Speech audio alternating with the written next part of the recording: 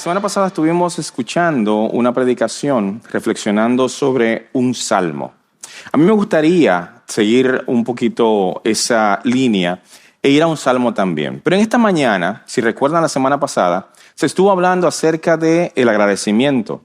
Se estuvo hablando acerca de cómo Dios con sus bondades siempre va guiando nuestra vida. El salmista decía, bendice alma mía al Señor. No te olvides de ninguno de sus beneficios. Bueno, en esta mañana me gustaría llevarles a otro salmo. No lejos de ahí, pero un salmo que también tiene sus particularidades. Y quisiera hacerlo a través de este salmo, pero quisiera que veamos en este salmo lo que pudiéramos llamar el beneficio de la aflicción. Por eso les pido que me acompañen al Salmo 119 y vamos a ver los versículos del 65 al 72. Salmo 119, versículos 65 al 72, dice la palabra de Dios de la siguiente manera. Bien has obrado con tu siervo, oh Señor, conforme a tu palabra, enséñame. Enséñame buen juicio y conocimiento, pues creo en tus mandamientos. Antes que fuera afligido, yo me descarrié, pero ahora guardo tu palabra. Bueno eres tú y bienhechor, enséñame tus estatutos. Los soberbios han forjado mentira contra mí, pero de todo corazón guardaré tus preceptos.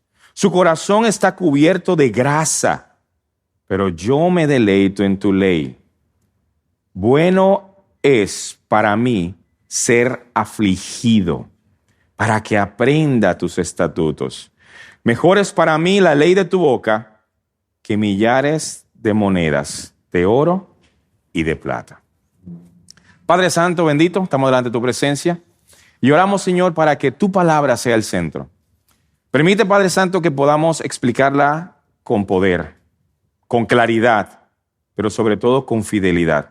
Y que tu pueblo, Señor, sea edificado, no solamente los que estamos aquí reunidos, sino también todos aquellos que ven esta transmisión. En el nombre de Jesús. Amén. Los salmos son canciones, los salmos son poesía, los salmos son oraciones. Todos los salmos son una canción. El libro de los salmos es el cancionero del pueblo de Israel. Eso significa que los salmos que encontramos en la Biblia tenían melodías. Sin embargo, nosotros no sabemos qué tipo de melodías son. No conocemos cuáles son las tonadas, a veces ni siquiera los instrumentos con los que se cantaban estos salmos. Sin embargo, Dios no preservó las melodías. Dios preservó las letras de los salmos. Y los salmos son poesía. No la poesía que nosotros conocemos, y esto ya se hablaba la semana pasada, sino el tipo de poesía de la época, pero sobre todo de la región de ese pedazo, en donde la rima de la poesía no era lo importante. Para ellos habían dos líneas, la línea de arriba y la línea de abajo, y ambas tenían alguna relación. Esto es lo que se llama el paralelismo. Esa relación podía ser que la primera línea dijera algo y la segunda lo corroborara. O la segunda dijera exactamente lo mismo con otras palabras. O la segunda línea fuera diferente, inclusive llevando lo contrario. El Salmo 119 es el salmo más extenso de la Biblia. Yo creo que ese salmo está ahí para medir nuestra espiritualidad. Si usted aguanta leyendo, sí, un hombre espiritual, una mujer espiritual. Pero si se aburre, no, hay que trabajar ese corazón. Porque es el salmo más extenso que hay. El salmo tiene 176 versos. Tenemos que hacer un concurso a final de año de quién se aprende el Salmo 176 completo, 119 completo. Este salmo, que es un salmo tan extenso, también dentro de su forma tiene varias características. Primero, si usted tiene una Biblia que lo señala, y ahora mismo tenemos la oportunidad de descargar una aplicación y tener varias versiones de la Biblia, hay versiones de la Biblia que permiten ver que este salmo tiene 22 divisiones, a las que le podemos llamar estrofas. Este Salmo 119, tan extenso, tiene 22 estrofas.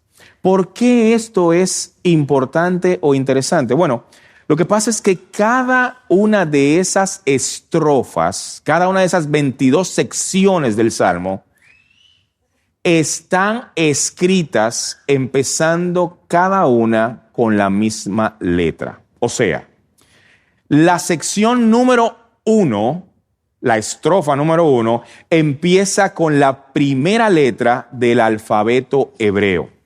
Todas las líneas, todos los versículos empiezan con la primera letra en la sección 1. Es como si en español, nuestras 27 letras que tenemos en español, nuestro abecedario, hiciéramos una canción que cada estrofa, cada línea de cada estrofa empezara con la letra A. Luego la siguiente estrofa, todas las líneas empiezan con la letra B. Y luego todas las líneas empiezan con la letra C en la tercera estrofa y así sucesivamente. El Salmo 119 es construido así. Es un salmo acróstico porque sigue la línea de las letras del orden alfabético hebreo. Nosotros acabamos de leer la sección que empieza en el versículo 65. Esta es la letra T. Así que todas las líneas, todos los versículos de esta sección van a empezar con la letra T. En hebreo hay más de una letra T, así que esta es una letra T un poquito más suave, con un sonido diferente. Todo esto para llegar a la siguiente conclusión. El Salmo 119, que está construido con cada versículo con 2 líneas, cada sección o estrofa empieza con la misma letra, todo el Salmo tiene un solo tema, extenso, largo, el más largo de todos, pero su tema es uno solo. Este Salmo, el Salmo 119, habla completamente sobre la palabra de Dios. Exalta la palabra de Dios. Utiliza diferentes sinónimos, preceptos, ley, tus mandamientos, tus estatutos. Va a utilizar muchísimas palabras siempre para referirse a la ley. La sección que nosotros acabamos de leer no es la excepción. Mira el versículo 65, el primer versículo que leímos. Bien has obrado tú, oh Señor. ¿Y ahora qué dice? Conforme a tu palabra.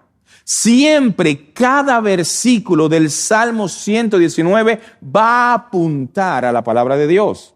Versículo número 66. Enséñame buen juicio y conocimiento, pues creo en tus mandamientos. Habla de tu palabra, habla de los mandamientos. El versículo 67 habla acerca de tu palabra. Luego va a mencionar tus estatutos. Luego va a mencionar guardaré tus preceptos. Luego va a decir me deleito en tu ley. Dice para que aprenda tus estatutos. Y el último versículo de la sección que leímos dice que mejor es para mí tu ley que millares de monedas de oro y de plata. Todo el Salmo está construido acerca de la palabra de Dios. Sin embargo, la sección que tenemos por delante y a la que le vamos a dedicar un tiempo esta mañana, habla muy específicamente sobre la aflicción. La aflicción es algo que a nosotros no nos gusta. ¿Quién puede gustarle la aflicción? ¿Quién puede estar deleitándose en, oh sí, qué bueno, estoy siendo afligido, oye, me gusta? Eso no son palabras que decimos, no es nuestra actitud, no es lo que sentimos. De manera general, la aflicción es algo que realmente nos carga. La rechazamos, no la queremos. No queremos el sufrimiento, no queremos el dolor, no queremos la carga, no queremos la agonía. Nadie en su sano juicio lo quiere. La aflicción, por lo general, es algo que incluye dolor, desaliento, desánimo. el Salmo lo va a tocar varias veces. Esta sección, inclusive, pudiéramos llamarle y ponerle a esta sección la disciplina de la aflicción. Pudiéramos utilizar este nombre para justamente hablar de esta porción en específico. Ahora, cuidémonos de pensar que cuando el Salmo en esta sección nos habla de aflicción, se refiere a cualquier tipo de aflicción. No, el Salmo no habla de cualquier tipo de aflicción. No es que todas las cosas malas que me pasan a mí encajan con lo que el Salmo va a decir. Está hablando de una aflicción en específico. Una aflicción didáctica que nos enseña. Una aflicción que en las manos de Dios se convierte en una herramienta para mi crecimiento. No es simplemente aflicción por aflicción, no es simplemente sufrimiento por sufrimiento, no es simplemente dolor por dolor, no. Es la aflicción que Dios utiliza para enseñarnos e inclusive para hacernos crecer. El salmista dice esto en uno de los versículos que leímos, el versículo 67.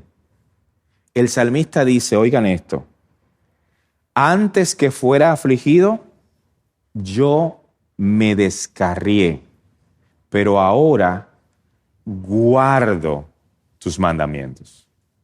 Por lo tanto, no es el tipo de aflicción en donde, como siempre le pasa a los seres humanos, todos tenemos una razón para lamentarnos. No es simplemente la aflicción que nos pasa por estar aquí en la tierra. El dolor que hay normalmente. Vivir conlleva ciertos dolores. Siempre nos va a faltar algo, siempre vamos a tener escasez, siempre vamos a tener algo que no tenemos, que queremos, que nos esforzamos por tenerlo y no lo conseguimos. Siempre va a haber algo. Siempre vamos a lidiar con la enfermedad, siempre vamos a lidiar con las situaciones difíciles. Eso es normal en la tierra, debajo del sol es normal. Pero la aflicción o el propósito de la aflicción a la que se refiere este salmo es aquella que me enseña. Es aquella que los hijos de Dios podemos ver a Dios obrar en medio de ella y que Dios utiliza para que nosotros crezcamos. Así que no se trata de la mera aflicción normal. De hecho, la aflicción en las manos de Dios es una herramienta que Dios utiliza. ¿Por qué Dios utiliza una herramienta como esta? A menudo, el Padre usa circunstancias inusuales para lograr que dirijamos nuestros ojos y nuestros corazones a Él. No hay tal cosa como un accidente en la vida de un hijo de Dios. Así que debemos aprender a buscar su presencia en cada situación cuando esa situación surja. Esto no lo digo yo, esto lo dijo un pastor conocido llamado Charles Stanley, ya en la presencia del Señor. El cristiano aprende a ver a Dios obrando en medio de la aflicción. Eso le pasó a David, eso le pasó a varios personajes bíblicos, eso le pasó a Job, que vieron y aprendieron a Dios obrando en medio de la aflicción. Hay aflicciones que nosotros no sabemos por qué nos vienen. Quizás deberíamos nosotros preguntarnos no por qué ha venido, sino, Señor, ¿qué me quieres enseñar? ¿Para qué me ha venido esto? Ahora, lo primero que hay que preguntarse es, ¿por qué? ¿Por qué pasa esto? ¿Por qué viene esto? De hecho, el Salmo, la sección que acabamos de leer, no empieza necesariamente hablando de aflicción, aunque es parte del tema completo de la sección. Lo primero que este salmo va a decir, si seguimos en el orden en que aparecen los versículos, lo primero es que Dios ha hecho el bien. Versículo 65.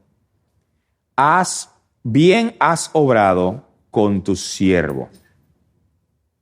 ¿Por qué un salmo o una sección, una estrofa del Salmo 119 que va a hablar de la aflicción, por qué empieza diciendo que Dios es bueno? ¿Por qué tiene que recordarnos el salmista antes de hablarnos de la aflicción, antes de hablarnos de la disciplina, antes de hablarnos del dolor que nos puede provocar esa aflicción?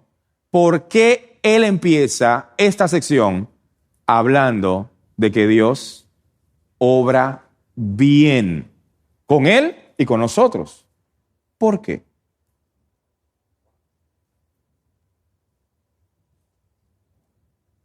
Porque cuando la aflicción llega, lo primero que nosotros hacemos es dudar del carácter de Dios.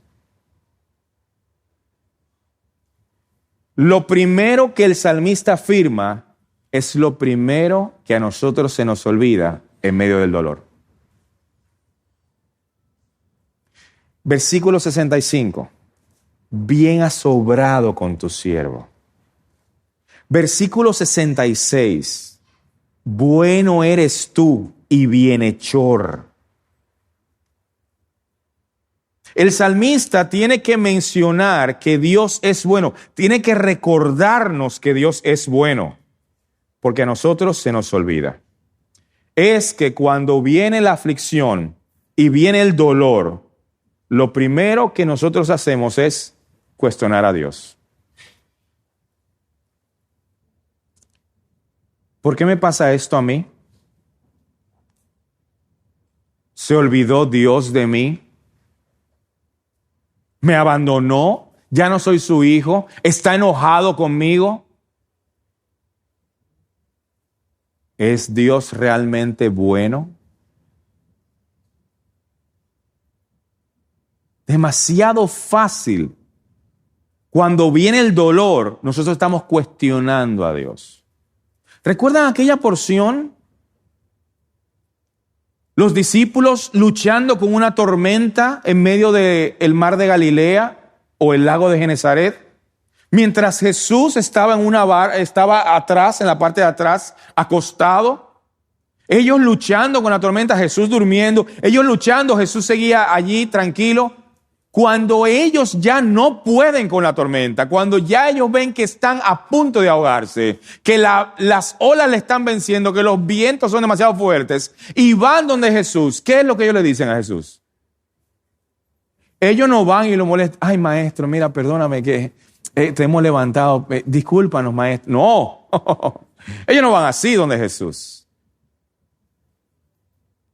Ellos van a reclamarle a Jesús. Ellos van a exigirle a Jesús. Ellos van a preguntarle a Jesús si a Él no le importa, si Él no tiene cuidado. Señor, ¿acaso no te importa que perezcamos? Terrible, pero esa es la naturaleza humana. Así somos todos nosotros. Quizá haya alguien que diga, no, yo no hago eso. Se está engañando a sí mismo. Todos somos así. Porque en el momento del dolor y de la aflicción, lo que queremos es salir de eso. No queremos seguir pasando por eso. La desesperación nos gana. Comenzamos a preguntarnos, ¿por qué a mí? ¿Se olvidó Dios de mí? ¿Me abandonó? ¿Es realmente Dios bueno? Pero ¿cómo puede ser que nosotros nos preguntemos si Dios es bueno cuando tenemos demasiadas evidencias? ¿No ha sido Él quien nos ha traído hasta aquí? ¿No nos ha guardado, nos ha cuidado? ¿No a Él ha cubierto nuestros cuerpos con ropa? ¿No ha llenado nuestros estómagos con comida? ¿No nos ha dado por lo menos no solamente la salud, sino también la vida? Por supuesto que Él ha sido bueno. Pero en el momento de la aflicción, a nosotros se nos olvida. No es extraño entonces que el David en el Salmo 103 tenga que decirse a sí mismo, Alma, bendice al Señor.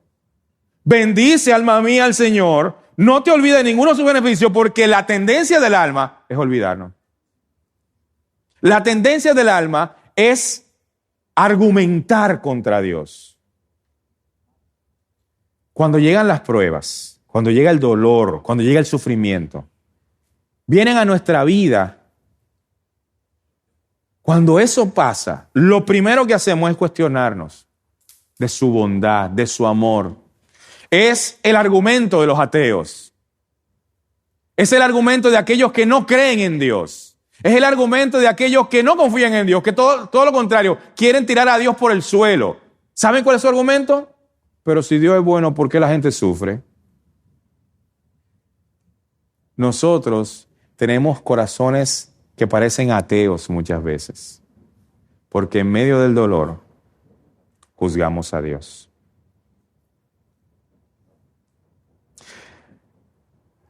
Pensamos y nos preguntamos si de verdad Él tiene cuidado de nosotros. Si acaso se olvidó, si acaso nos abandonó. Un pastor dijo lo siguiente: algunos días las cargas pueden parecer tan pesadas y el padecimiento puede ser tan profundo que tal vez nos podemos preguntar si Dios se ha olvidado de nosotros. No se desespere. Dios tiene un propósito claro para su sufrimiento. Muchas veces ese propósito será que usted conozca mejor a su Salvador, que usted refleje mejor su carácter. Dios está formando su propia imagen en usted y en mí, para que el maravilloso fruto del Espíritu, que nosotros conocemos bien, amor, gozo, paz, paciencia, benignidad, bondad, mansedumbre, templanza, para que ese fruto brille a través de nosotros, para su gloria. Frente a las pruebas, nuestro corazón tiembla y duda. Es por eso que muchas veces Dios va a utilizar la aflicción como una herramienta para nuestro aprendizaje. David es un ejemplo de eso. Los salmos son un ejemplo de eso. Este mismo Salmo 119, más adelante en una porción, 2 versículos más que no leímos, va a decir: yo sé, Señor, que tus juicios son justos. Oiga lo que dice: yo sé, Señor, que tus juicios son justos y que en tu fidelidad me has afligido. ¿Cómo puede ser que Dios nos aflija en su fidelidad? Para mucha gente, que Dios sea fiel es que ningún sufrimiento venga. Hay muchas personas predicando por ahí un evangelio en donde nadie sufre. Pare de sufrir. Donde no hay dolor, donde no hay llanto, donde no nos sentimos mal, donde no nos pasan cosas malas, donde no nos enfermamos, no nos pasa nada. Ese no es el evangelio que está en las Escrituras. El evangelio que está en las Escrituras es que aún el sufrimiento y el dolor, la aflicción, son utilizadas por Dios. Se tienen que someter a lo que Dios les dice que hagan. Somos nosotros que muchas veces no aprendemos las lecciones. Recordemos a Job. Job pasó las 1001. Job tuvo demasiadas sinsabores. Job no se ganó esos sinsabores. Él no hizo nada para que le viniera el castigo. Sin embargo, el dolor y la aflicción vinieron. ¿Cómo respondió Job? Siempre es sorprendente la respuesta de Job. Siempre es impresionante. Job, primero le vinieron todas las situaciones difíciles a su alrededor, pero a él no le tocó. Perdió ganado, perdió propiedades, la muerte de sus hijos, todo junto al mismo tiempo. Siempre llegaba una persona a decirle: solamente he escapado yo para decirte la noticia. O sea que todos habían muerto y solo uno llegó para darle la mala noticia. Todo lo perdió en un solo día. ¿Cómo respondió Job ese primer día? desnudo salí del vientre de mi madre y desnudo volveré. Jehová dio, Jehová quitó, sea el nombre del Señor bendito. Así es como respondemos nosotros. Oh, si a nosotros nos pasan el examen de Job, todos salimos con malas calificaciones. Porque muchas veces no nos pasa ni el 10% de eso, ya estamos quemándonos en el examen. Pero la segunda vez que a Job le toca, porque lo que le pasó a Job no pasó todo de repente. Primero, todas las cosas a su alrededor las perdió. Pero luego, Satanás va donde Dios y le dice, es que tú no me dejaste tocarlo a él. Por eso Job se mantiene íntegro, porque que tú no me permitiste tocarlo a él. Yo toqué alrededor. Déjame tocarlo a él. Y entonces le viene una enfermedad a Job, una sarna, algo tan duro que pedazos de cerámica, de alabastro, él los utilizaba para rascarse de lo doloroso y de lo agobiante que era el dolor que él tenía. En esas condiciones aparece su mujer. Algunos dicen que parte de la prueba fue la que Dios le dejó a la mujer. Eso es algunos, eso no lo digo yo. Está en los manuscritos más antiguos. Y la mujer, que debería ser de apoyo, de ánimo, que debería ser una constante, una fuerza. No dice la Biblia que ella es una ayuda idónea, pues debería ser un apoyo. Debería ser la que nos permitiera alcanzar lo que nosotros por nuestra cuenta no podemos alcanzar. Pero ella lo que le dice es, termina ya con este sufrimiento. Acaba con esto. Ya. ¿Qué es lo que tiene que hacer para terminar? Maldice a Dios y muérete. Le ha pasado todo lo que le ha pasado. Posiblemente no han pasado muchos días. Posiblemente esto está haciendo al día siguiente y ya a Job le cae una enfermedad terrible que lo dobla. La mujer entonces se agrega a todas estas presiones a Job y lo que le aconseja es el peor de los consejos. ¿Cómo responde Job? No solamente le dice a la mujer que ha dicho cosas sin sentido, en términos bíblicos, fatua, sino también dice lo siguiente. Job capítulo 2, 9 y 10. Miren lo que dice. Entonces la mujer le dijo, ¿aún conservas tu integridad?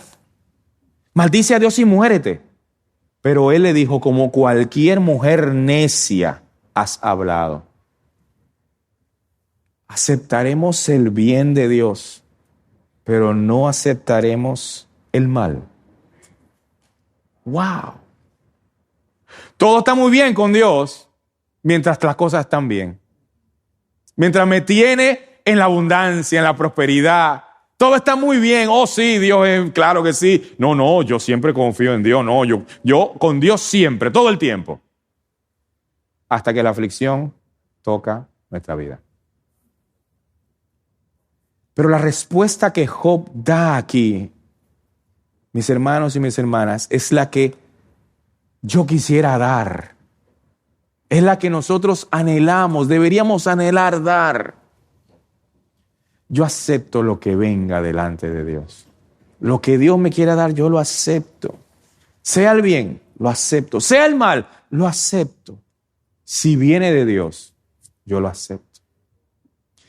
Aceptaremos el bien de Dios, pero no aceptaremos el mal. Y cuando decimos que no aceptamos el mal, es la expresión humana de decir que estoy de acuerdo, estoy bien si me vienen bondades o si me vienen calamidades. No es decir que de Dios viene el mal, porque de Dios no sale el mal nunca.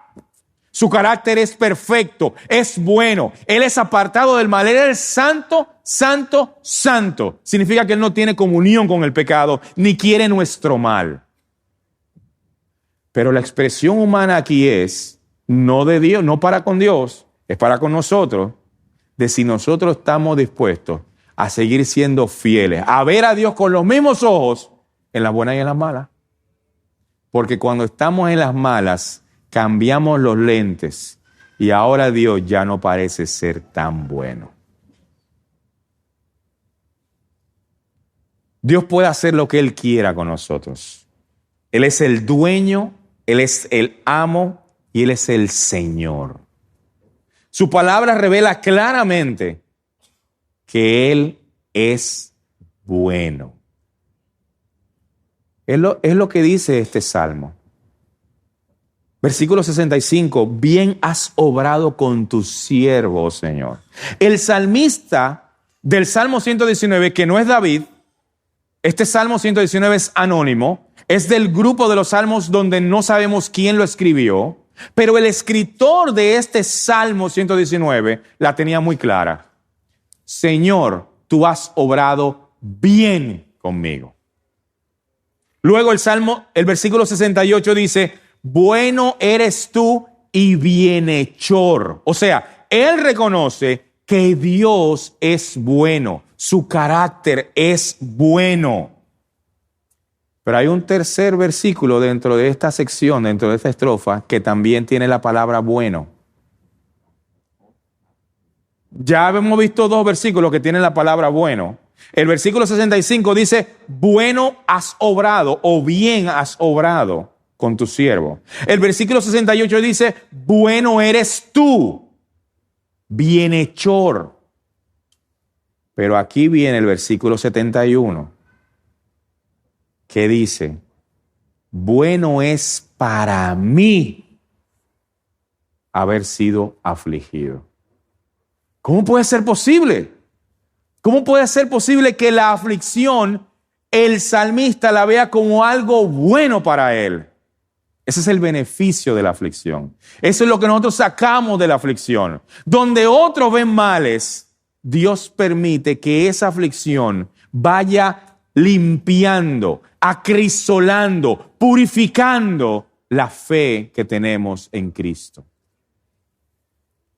Recordemos que este salmo, todas las líneas del salmo empiezan con una letra en específico. Recordemos que esta sección del 65 al 72, todas las palabras empiezan con la letra T, una de las letras T que usa el alfabeto hebreo. Ahora déjeme decirle algo.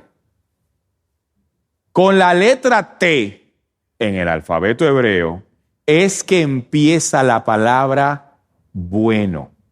En hebreo la palabra bueno es tov, T-O B corta, tov, bueno. Y cada uno de estos versículos, cada uno de estos pasajes empieza con la palabra bueno. Es la misma palabra bueno, no cambia, ni cambia la palabra, ni cambia el significado. Si Dios ha sido bueno, si Dios ha obrado bien en el 65, y ese bueno significa bueno, si Dios es bueno y bienhechor en el versículo 68, y esa palabra bueno significa bueno, en el 71, cuando dice que bueno ha sido que yo he sido afligido, también significa bueno. Es la misma palabra. Las tres empiezan con bueno. Esto nos permite ver que aún aquellas cosas que para nuestra mente nos parecieran que son malas o que algún tipo de castigo Dios tiene con nosotros, en realidad, para el creyente, Dios está limpiando nuestra vida. En ese pasaje tan conocido de Juan capítulo 15. Juan capítulo 15 es la porción en donde Jesús dice, yo soy la vid y vosotros sois los pámpanos. El que cree en mí, siempre tendrá fruto, pero separado de mí, es esa porción. Esos son los versículos famosos, los versículos 4, 5. Pero hay unos versículos del pasaje de Juan 15 que a veces hablan de lo mismo, pero nos pasan desapercibidos. Y son el versículo 1 y 2. Si usted lo tiene ahí, búsquelo rápidamente. Juan 15, 1 y 2. Mire lo que dice aquí. Juan 15, 1 y 2 dice, yo soy, Jesús está hablando, yo soy la vid verdadera. Mi Padre es el labrador o el viñador, o sea, el dueño de la viña. Versículo 2. Toda rama o sarmiento, todo sarmiento que en mí no da fruto, ¿qué hace? Lo corta. En la lógica de este pasaje, que una persona o que una rama sea cortada significa perdición. Esto significa que aquellos que no son de la vid, que no son creyentes, Dios lo va a... No, esos se van a perder. Son ramas perdidas, no, esos no van a salvarse. ¿Qué hace Dios con esa rama? Las corta, ¿sí o no? Pero no se queda el versículo ahí. ¿Qué dice ahora?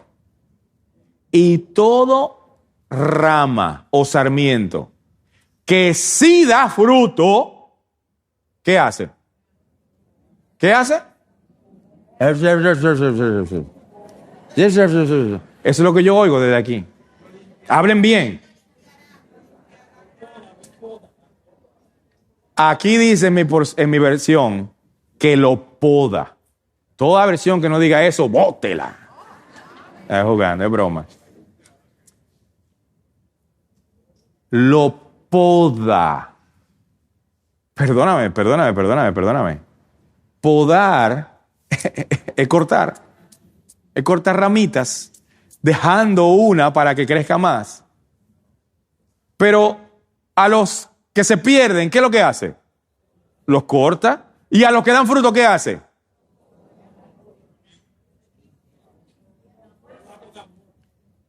Hay unos que se pierden y hay unos que se quedan, pero los dos no se salvan de la tijera de Dios. No se salvan de la tijera de Dios. Siempre va a utilizar su tijera. Algunos para perdición y otros para qué? Para que dé más fruto. Eso es lo que Dios hace con la aflicción. Nos limpia. Va cortando ramitas que no son las que tienen que estar ahí. La va quitando, la va cortando. Para que cuando demos fruto, lo demos bien. Fruto que den gloria y honra a Él. ¡Qué bendición! ¡Wow! ¿Cómo entonces Dios usa la aflicción? Si ya hemos visto que el pasaje, este Salmo 119, esta sección habla de la aflicción. Y ya hemos visto que el salmista empieza hablándonos de que Dios es bueno, de que Dios ha obrado bien, de que su carácter es bueno e inclusive la aflicción es buena para mí. ¿Cómo la utiliza Dios? ¿Cómo es que Dios la utiliza? Bueno, Dios dirige la aflicción para corregir, formar y para purificar a sus hijos. Dentro de este maravilloso salmo, el salmista nos invita a considerar la aflicción como algo beneficioso para nosotros, algo bueno. Incluso él llega a decir que para él fue buena la aflicción. Oye, sí, que qué bueno que el Señor me afligió. No puede haber una aflicción buena que no nos lleve a la palabra. Porque justamente Él dice, bueno para mí es ser afligido, para guardar tus estatutos, para poner atención a lo que tú has dicho. La aflicción que no nos guía a la palabra de Dios no está haciendo el trabajo. Esa no es la aflicción que tiene que ser. Tenemos que aprender a sufrir bien. Oiga eso. Aprender a sufrir bien. Porque las aflicciones no pueden hacer que yo me aleje de Dios. Deberían las aflicciones acercarme a Dios, buscar el rostro de Dios con más ahínco. Si tenemos que orar más, oramos más. En medio de la aflicción nos rendimos más a Él, confiamos más en Él. No puede ser posible que si la aflicción llega, yo soy un hijo de Dios, la aflicción es lo que haga, no, ya yo no voy a seguir con esto, no, ya, yo me voy de la iglesia, yo no vuelvo por ahí. Yo no, eso de leer la Biblia, no, eso no funciona así. No está produciendo el fruto correcto. La aflicción dirigida por Dios y que nosotros dejamos que Dios nos dirija, debe llevarnos a su palabra. Aunque la aflicción no es agradable, es usada por Dios muchas veces. En ese sentido, la aflicción cumple el propósito ideal. El pueblo de Israel salió de Egipto. Dios lo sacó de Egipto. ¿A dónde lo llevó Dios? Lo llevó al desierto. Para nosotros, el desierto no es agradable. Completamente no lo es. No sé cuántas personas toman un safari para irse de excursión 10 días a un desierto. Y no me refiero a esas excursiones en donde te llevan por camellos, en donde tú terminas el día y te vas a un buen hotel, esas excursiones en donde hay unas camionetas y tú en la arena vas surfeando. No. Porque así, si usted se va al desierto de esa manera, lléveme. No es a esa que me refiero. Es que vayamos a un desierto donde no hay nada. Donde estemos a la intemperie, donde no haya hoteles, donde no haya cama, donde no haya donde aguarecernos, el sol quemando en el día y la noche fría, porque no hay nada allí. A nosotros no nos gusta el desierto, pero justamente Dios saca al pueblo de Israel y lo lleva a través del desierto. Obviamente, en el desierto, aunque era un desierto, Dios estaba con ellos y no les faltó nada, nada les faltó. Eso es lo que dice Deuteronomio 8. Yo se lo voy a leer. Miren lo que dice Deuteronomio 8. Me parece demasiado relevante para lo que estamos hablando y lo que dice este salmo. Dios le dice, por medio de Moisés al pueblo, cuídate de olvidar al Señor tu Dios. Cuídate de no olvidar, dejando de guardar sus mandamientos y ordenanzas, sus estatutos que yo te ordeno hoy. No sea que cuando hayas comido y te hayas saciado y hayas construido buenas casas y hayas habitado en ellas, y cuando tus vacas y tus ovejas se multipliquen, y cuando tu plata y tu oro se multipliquen, y tengas todo esto y todo lo que tengas se multiplique, cuídate de que tu corazón se enorgullezca y te olvides del Señor tu Dios. Hay un peligro latente en que nuestro corazón piense que ha llegado. Hay un peligro en dejar que los bienes materiales me hagan el corazón insensible. O como dice el Salmo, tienen el corazón lleno de grasa, impenetrable, no le entra. Hay que tener cuidado de que las bendiciones, las bondades, los buenos tiempos hagan que yo levante la vista al cielo y diga, no te necesito.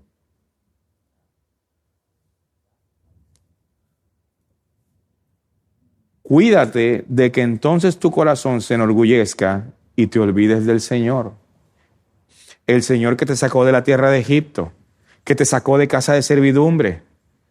Él te condujo a través del inmenso y terrible desierto, con sus serpientes, con sus escorpiones. tierra sedienta donde no hay agua. Él sacó para ti del agua de la roca de pedernal. En el desierto te alimentó con maná que tus padres no conocían, para humillarte, propósito de la aflicción, para probarte, propósito de la aflicción, y para finalmente, no lo digo yo, lo dice el Deuteronomio 8:16, y finalmente para hacerte bien. La aflicción nos hace bien. No porque queramos sufrir, no porque, ay, sí, que venga la aflicción, sino porque la aflicción nos lleva a conocer más a Dios y a reflejar su carácter. ¿Por dónde nos ha llevado este salmo? Versículo 65. Dios hace bien. Versículo 66. El salmista pide aprender. Yo quiero aprender, Señor, enséñame. Versículo 67. Él entiende por qué afligido. Lo que pasa fue que yo me desvié, yo me descarrié. Antes de ser afligido, yo me había descarriado. Él recuerda que Dios es bueno, pero tú eres bueno, bienhechor. En el versículo 67, 69 y 70, él ve un contraste contra los soberbios.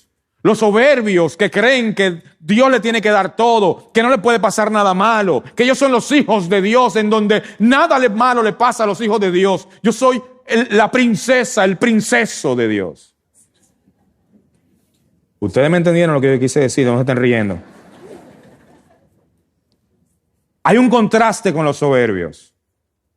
Versículo 71.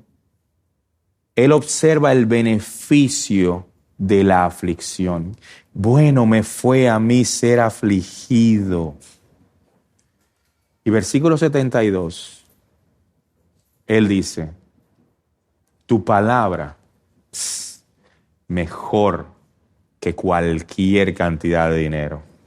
Mejor que el oro y la plata, mejor que las riquezas. Tu palabra es lo mejor que hay. Un hombre que ha pasado por la aflicción, que ha sido entrenado en la aflicción, que ha pasado la aflicción, termina reconociendo la grandeza de Dios y la grandeza de su palabra. Tu palabra, tu ley, me es mejor que cualquier cosa. Algunas preguntas entonces. ¿Qué área de mi vida Dios quiere corregir o redirigir a través de la aflicción que estoy viviendo ahora? Si es que alguno la está viviendo. ¿Estoy respondiendo a la aflicción con humildad y obediencia? ¿O estoy respondiendo con queja y resistencia? ¿Qué decisiones concretas debo tomar para buscar más la palabra como el salmista hace y correr, huir hacia ella? ¿Qué mentiras sobre el carácter de Dios estoy creyendo cuando sufro? ¿Qué verdad bíblica necesito recordarme? ¿Cómo puedo permitir que Dios use este dolor para hacerme más manso, más paciente, más parecido a Cristo? Son preguntas que todos debemos responder. Mi oración es que junto con este salmo y este salmista, anónimo, pero que nos refleja muy bien, todos, incluyéndome a mí, podamos decir, bueno es para mí ser afligido, para que aprenda tus estatutos.